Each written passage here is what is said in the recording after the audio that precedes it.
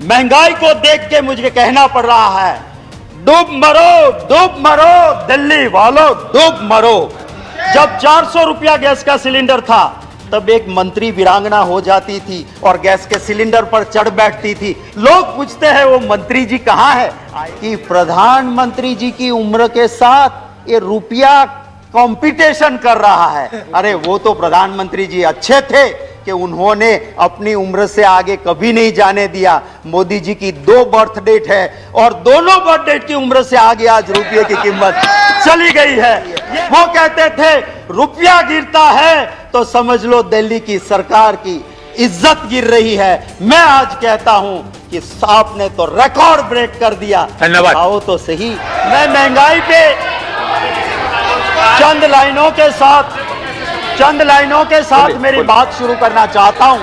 महंगाई पे, हाय रे भाजपाई महंगाई तूने कैसी आफत ढाई, हाय रे भाजपाई महंगाई तूने कैसी आफत ढाई, देशवासियों के जीवन को बना दिया दुखदाई। कि प्रधानमंत्री जी गुजरात के मुख्यमंत्री थे और जब मनमोहन सिंह जी ने कहा कि आप स्टेट वाले थोड़ा वेट कम कीजिए, तो मोदी जी ने क्या कहा था? भाइयों बहनों, ये दिल्ली वाले पाप करते हैं और राज्यों को कहते हैं कि तुम ढो डालो। हम कहां से धोएंगे?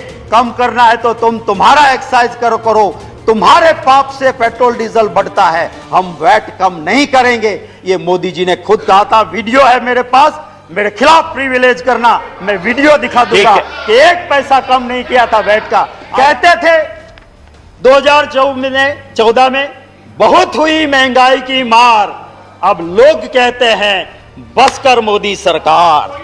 मैं ये भी कहना चाहता हूं कि सच को परेशान करने या जेल में डालने से ना रावण का शासन सलामत रहा था, ना कंस का रहा था, ना अंग्रेज का रहा था। आपका कहां से रहेगा? मैं आपको यह कहता हूं, आपके जरिए महोदय, वित्त मंत्री जी, मैं उसकी बहुत इज्जत करता हूं, बहुत शालीन है। और मैं जिस यूनिवर्सिटी की बहुत इज्जत करता हूं, जवाहरलाल नेहरू यूनिवर्सिटी, जहां से बहुत अच्छे अच्छे लोग निकले, उस जेएनयू की वो पास आउट है, वहीं से उन्होंने शिक्षा ली है। जिनको कुछ लोग शासक पक्ष के जुड़े हुए कहते हैं देशद्रोहियों का अड्डा, गुंडों का अड्डा, मैं उस जेएनयू का बहुत समर्थित हूं।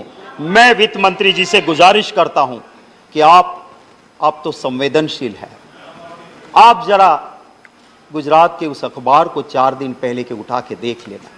एक एजुकेटेड बंदा सुसाइड करता है और एक सुसाइड नोट में लिखता है कि मैं मर रहा हूं, मैं पढ़ा लिखा, मुझे रोजगार नहीं मिला, मजदूरी करता हूं पर महंगाई इतनी है कि मैं मेरे घर परिवार का पोषण नहीं कर सकता हूं, मैं आत्महत्या कर रहा हूं। रोज की कहानी। मैं दूसरी बात आपसे करता हूं, उस बोटाद डिस्ट्रिक्ट के रोजीद विलेज में महोदय एक कांड होता है। महात्मा गांधी जी की भूमि, जहां नशा बंदी है, शराब बंदी है, वहां शराब बिक नहीं सकती है, वहां पे जहरीली शराब आती है, 75 लोग जान गंवा देते हैं। मैं विषय इसी के जुड़ा है, मैं कहता हूं।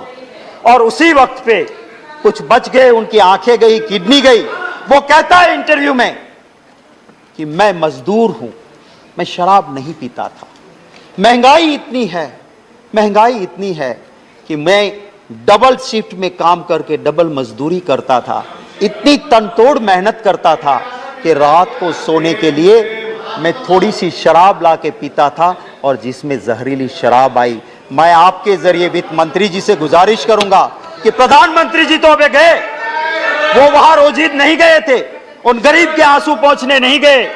वित्त मंत्री जी आप पधारो, मैं आपके साथ चलूंगा, हम दोनों जाएं और उसके घर के लोगों के आंसू देख के फिर आप स्वीकार करना कि महंगाई है कि नहीं, और हम दोनों जाए और वो परिवार कहे कि महंगाई नहीं है। मैं आपसे और इस हाउस से भी माफी मांगूंगा कि मैंने जो भाषण दिया था वो मैं विड्रॉ करता हूं और माफी मांगता हूं। हकीकत तो ये है कि लोग बहुत परेशान हैं।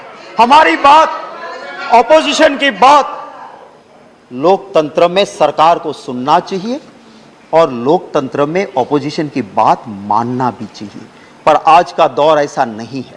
महंगाई से परेशान लोग महंगाई के परेशान लोग उम्मीद करके बैठे थे कि पार्लियामेंट शुरू हो रही है, हमें कुछ रिलीफ मिलेगी, हमें कुछ राहत मिलेगी। राहत नहीं दी, आपने जीएसटी का और मार दिया। रिलीफ देने की बजाय जीएसटी और बढ़ा दिया। और किन चीजों पे बढ़ाया आपने? जो सामान्य नागरिक खाता है, आम नागरिक, curd, lassi, buttermilk, paneer, rice, wheat, muri, jaggery, natural honey. 1000 से नीचे वाले कमरे में कौन रुकता है? एक गरीब रुकता है। उस होटल का 1000 के कमरे के ऊपर भी आपने जीएसटी 5% डाल दिया। अरे यहां तक कि आपने स्मशान को भी नहीं छोड़ा, स्मशान के ऊपर भी आपने जीएसटी डाल दिया। इससे ज्यादा और क्या हो सकता है? महोदय, मैं ये कहना चाहता हूं, अभी माननीय सदस्य प्रकाश जावड़ेकर जी कहते थे कि आप ऑयल बॉन्ड लाए। मैं आपको कहना चाहता हूं, आप आंकड़े देखिए, पेट्रोलियम एनालिसिस सेल के आंकड़े देख लीजिए। आपने 27 लाख करोड़ रुपए वसूल किए और बॉन्ड में कितने भरे हैं आपने? सिर्फ 98,000 करोड़। और 27 लाख करोड़ रुपया आपने टैक्स कलेक्ट किया। किस नाम से आप बॉन्ड की दुहाई दे रहे हो? मैं महोदय जावड़ेकर साहब, माननीय सदस्य श्री कह रहे थे कि इंटरनेशनल मार्केट, मैं याद दिलाना चाहता हूं कि इंटरनेशनल मार्केट रसोई गैस एलपीजी जिसे तय करता है सऊदी अरामको, हमारे वक्त में 2013-14 में इस सऊदी अरामको के मुताबिक 885.2 यूएस डॉलर पर मैट्रिक टन एलपीजी का प्राइस था। और उस वक्त हम देते थे बॉटल 400 से 415 में। आपके वक्त में मार्च 2022 में 769 यूएस डॉलर पर मैट्रिक टन एलपीजी, माने सस्ता हो गया।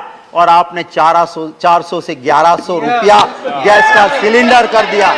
जब प्रधानमंत्री जी मनमोहन सिंह जी थे, महंगाई के लिए डॉलर की कीमत और रुपये को साथ गिनते हुए मोदी जी ने कहा था कि प्रधानमंत्री जी की उम्र के साथ ये रुपया कंपटीशन कर रहा है। अरे वो तो प्रधानमंत्री जी अच्छे थे कि उन्होंने अपनी उम्र से आगे कभी नहीं जाने दिया। मोदी जी की 2 बर्थ डेट है और दोनों बर्थ डेट की उम्र से आगे आज रुपये की कीमत चली गई है।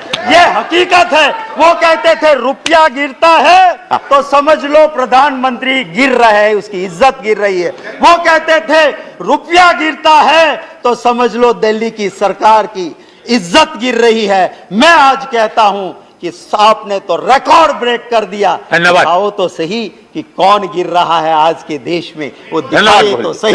इन्हीं लफ्जों के साथ आप इजाजत दें तो 2 लाइनें जो सिर्फ मैंने दी है ये इसके ऊपर, महंगाई के ऊपर, आप अगर 2 मिनट दे दे तो मैं 2 लाइनें। आपका टाइम ओवर हो चुका है। बस एक कविता की 2 पंक्तियां।